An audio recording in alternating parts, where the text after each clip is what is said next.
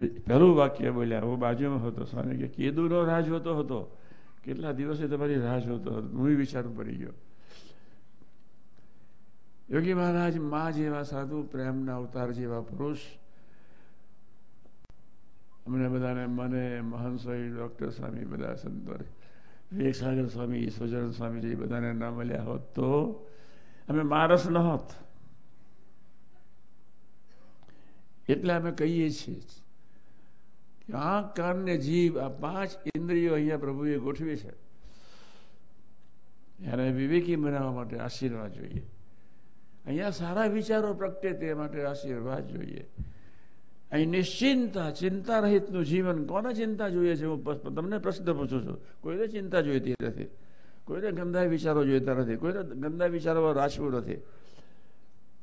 મારે ચિંતા નથી જોઈતી, મારે ગંદા વિચારો રાચવું નથી. કોને પ્રેમ જોઈતો નથી? સાચો પ્રેમ, માનવીય પ્રેમ ક્યારે બાષ્પીભવન થઈ જાય ખબર ન પડે. હસબન્ડ એન્ડ ભાઈ, 2 દીકરા દીકરી પરણ્યા, ક્યારે એકબીજાની રીતે ન વર્તયું. અને કોઈ સામાન્ય પ્રસંગ બન્યો છે. જે સ્વામીને ધીમે ધીમે ધીમે ધીમે બેન હોય કે ભાઈ, પણ એનું ટેમ્પરેચર થોડું ગરમ થાય. એટલે અમે એક વાત કાયમ કહીએ છીએ કે આંખ, કાન, જીભ વિવેકી બને, પવિત્ર બને. તે માટે મા જેવા સાધુની સાથે દોસ્તી વધે પડે. તમે બધા આજે આવ્યા, તમારા દર્શન થયા, ખૂબ આનંદ થયો. અમારે કોઈ સ્વાર્થ નથી. સાધુને કોઈ સ્વાર્થ ન હોય. ત્યાગ સ્વામીને હું કહું કે ત્યાગ સ્વામી આપણે હવે જવાનું છે બોમ્બે, તો આ બ્રહ્મન મૂકીને ત્યાં જતા રહે. તમને બધાને એમ લાગે કે ત્યાગ સ્વામી કેવા ડૂબ્યા છે. લો, કામ નહીં કરવાનું, બુદ્ધિશક્તિનો ઉપયોગ નહીં કરવાનો. થોડા છોકરાઓ તૈયાર થાય, અમારે શિક્ષણ સંસ્થા ઊભી થાય, એમાં શું બગડી જવાનું હતું?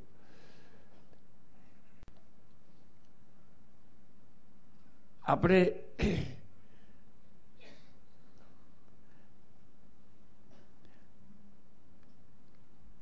અહીંયા કુંવરજી બાપા અને લાવુભાઈ ત્રિવેદી બેને યાદ કરવા પડે.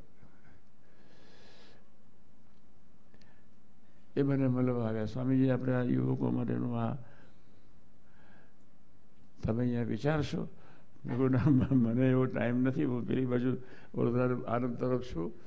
કારણ કે આ આખો કેમ્પસ છે. પછી ત્યાગ સ્વામીને પૂછ્યું, તમે જશો ત્યાં? કે જવાનું જ હોય ને, જશો એવું શું કરો પૂછો છો? જ્યાં નાખો ત્યાં પડવાનું. સિંહનું લક્ષણ આ છે, આમ ન કરે. સિંહનું લક્ષણ આ છે, સરળ હોય. તમને હું કહું છું, નાના યુવકોને ખાસ, મધર ફાધરને આગળ સરળ રહેવું.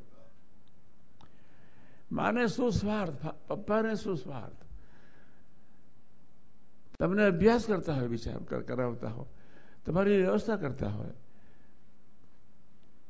મમ્મી પપ્પાને તું ને અલીને એવું એ શબ્દથી બોલવાનું નહીં. તારે શું સૂઝ પડે લે.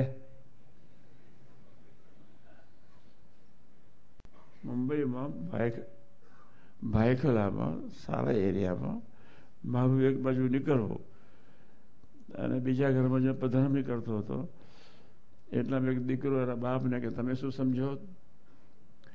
એટલે માં એને કહેવાય કે તું શું સમજુ? એટલે હું પાછો હટી ગયો. પછી દીકરા જોડે બેઠો તો એની માએ ચિઠ્ઠી લખી કે 15 વર્ષની ઉંમર થઈ છે, હજુ મોટો થયો નથી, પણ એટેમ બોમ્બ ફોડે છે. એટેમ બોમ્બ સમજ્યા? ઉંમર 15 વર્ષની જ છે, પણ એટેમ બોમ્બ ફોડે. ગો એટેમ બોમ્બ એટલે ગાળ.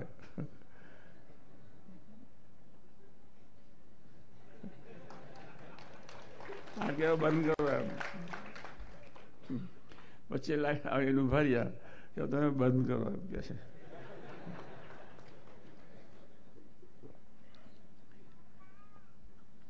હવે એટલે એમનું માન રાખીશું આપણે. 10 મિનિટ થોડી વધારે લઈ જઈએ.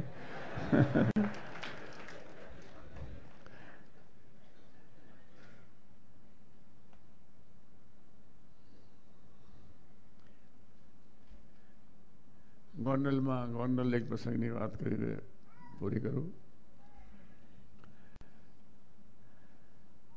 યુવકો હતા ત્યારે હું મહાન સ્વામી ડૉક્ટર સ્વામી શરૂઆતમાં ગોંડલ બહુ આવતા ને બાપા અમને આનંદથી બધાને લઈ જતા.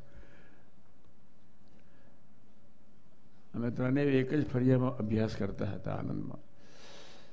એટલે અમારી દોસ્તી હતી. ફ્રી થઈએ એટલે જય સ્વામિનારાયણ આનંદ કરી રમત ગમત. ડૉક્ટર સાહેબ અભ્યાસમાં બહુ હોશિયાર મહાન સ્વામી. Cambridge university first class first એવી અભ્યાસમાં ખૂબ સરસ. બધા ભેગા મળીને ત્યાં બાપાના યોગમાં આવ્યા. બાપાએ અમારી પાસે બીજી કોઈ અપેક્ષા નથી. પ્રેમનો અવતાર. 100 માતાનું હેત એક દીકરા પર કેવું થાય એવું બાપાનો નિર્દોષ પ્રેમ હતો, પવિત્ર પ્રેમ હતો, નિરપેક્ષ પ્રેમ હતો, જેના ફળ સ્વરૂપે આ એક માર્ગે ચાલ્યા. બાપાએ કહ્યું કે અમારે તમને સાધુ બનાવવા છે, આ પાડશું. પછી આના ફરતી બધા થયા. યોગી મહારાજ માનું એક જ કામ, આટલું પોઝિટિવ બનાવે બસ. આપણે કરવું છે. દીકરા દીકરીઓ ખૂબ ધ્યાન રાખે. અયોગ્ય જોવાનો આપણને અધિકાર નથી. અયોગ્ય જોવાનો, ખાવાનો, પીવાનો અધિકાર નથી. કોઈ પણ શાસ્ત્રમાં, કુરાન કે બાઇબલમાં મીઠ ખાવું લખ્યું નથી. મોહમ્મદે લખ્યું 4 દિવસની યાત્રા, થાક્યા હોય, થાકીને લોથ થઈ ગયા હોય, અને ત્યાર પછી તમને રનમાં સંજોગોને આધીન કદાચ કંઈ ફળફળાદીને વેજીટેરિયન ન મળ્યું તો પછી 5મે દિવસે મીઠ થોડું લેજો. એનો અર્થ એવો નહીં મીઠ દરરોજ લેવું જોઈએ. દુનિયાના કોઈ પણ શાસ્ત્રોમાં લખ્યું નથી. તમે બધા ટાબરિયા ખૂબ ધ્યાન રાખજો. છેલ્લી વાત મારે તમને એટલી કહેવી છે. બાપાનું સૂત્ર સરસ, સમ સુરત ભાવ એકતા. સંપીને રહો, સુહૃદ ભાવે જીવો. સુહૃદ ભાવ એટલે જ્યારે વાણી, આંખ, કાન, જીભ જેનું પોઝિટિવ એ સુહૃદ ભાવ. એ સુહૃદ થઈ શકે. આંખ, કાન અને જીભ જેનું પોઝિટિવ હોય, પવિત્ર હોય, એ સુહૃદ મિત્ર. આપણે યોગ્ય જોવું છે, યોગ્ય બોલવું છે, યોગ્ય ખાવું છે, યોગ્ય મિત્રો સાથે દોસ્તી કરવી છે. આપણે અહીં સુખી થવું છે. અહીં ચિંતા નથી જોઈતી, અહીં આગ નથી જોઈતી, અહીં ક્રોધ નથી જોઈતો, અહીં ખરાબ કોઈ વૃત્તિ જોઈતી નથી. અહીં ગંદકી છે. અને એની ગંદકી સાફ કરવા માટે આટલું પોઝિટિવ બનાવવું પડે. અને આટલું પોઝિટિવ 5 જ્ઞાનેન્દ્રિયોને પોઝિટિવ બનાવવા માટે સંતો જોઈએ. સંતોને કોઈ સ્વાર્થ નથી. કોઈ એટલે કોઈ સ્વાર્થ નથી. સંતોને એક જ સ્વાર્થ, તમારું દેહ મંદિર બનવું જોઈએ. દેહ એટલે તમારી ઇન્દ્રિયો પોઝિટિવ, પવિત્ર થવી જોઈએ. આટલું જો પોઝિટિવ નહીં હોય, વિવેકી નહીં હોય તો એથી ખરાબ વિચારો નહીં જાય.